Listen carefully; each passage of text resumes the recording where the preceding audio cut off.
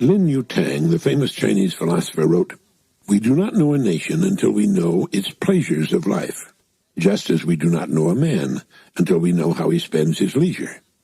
It is when a man ceases to do the things he has to do and does the things he likes to do that the character is revealed. It's when the repressions of society and business are gone, and when the goads of money and fame and ambition are lifted, and a man's spirit wanders where it listeth, that we see the inner man, his real self." Had you ever thought much about that? Your leisure gives you away. I used to know a man who was head of a very large commercial empire. Beginning with nothing but ambition, he became a multimillionaire and finally retired as head of his far-flung company. He bought a large and magnificent yacht with which to cruise the world. And do you know what he did with his free time? He read salacious paperbacks and got falling down drunk and had to be carried unconscious to bed every night. He's dead now. His leisure gave him away. There was nothing there, just nothing at all. He was a one-idea man. Once he was away from that idea, he was a lost child in the wilderness. He didn't enjoy his yacht or his time. Travel meant nothing to him. He was a pitiful, unhappy cipher. His millions, which could have given him access to the whole world, were worthless to him. The thing that's always bothered me is how a human being can live for 30 or 40 or 50 years and find no interest, no charm and excitement in the world. Talk about wearing blinders. I guess it has to do with the way a person looks at life. If it's nothing more to him than getting through one day after another as best he can, that's one thing.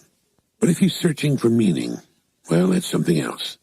It doesn't mean he'll find it, but the search, the journey itself, can be filled with interest and excitement. When FDR first took office as President of the United States, one of his first acts was to call on the Associate Justice of the Supreme Court, Oliver Wendell Holmes. He was admitted to the old jurist's chambers and found him reading Plato. Justice Holmes was in his 90s. "Why are you reading Plato, Mr. Justice?" the President asked. "To improve my mind, Mr. President," the great judge replied. "To improve my mind. What do you do with your leisure time?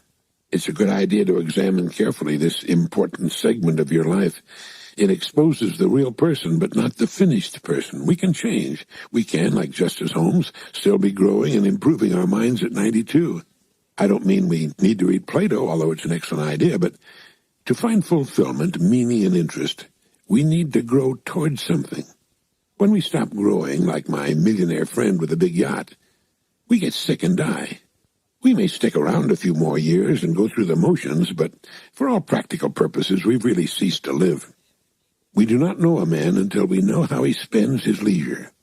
It is when a man ceases to do the things he has to do and does the things he likes to do that the character is revealed.